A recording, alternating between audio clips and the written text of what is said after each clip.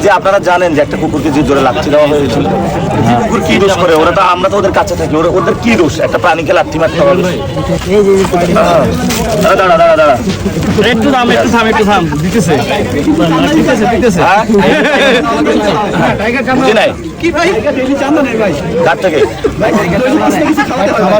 না, যারা চান্দা নেয় ওরা ওদের উদাহরণ কোনো কিছুর সাথে চায় না। এরা ভালো, এরা হলো লয়াল, এরা আমাদের পাহারা দেয় এবং এরা হলো মানুষের বন্ধু, উপকারী বন্ধু।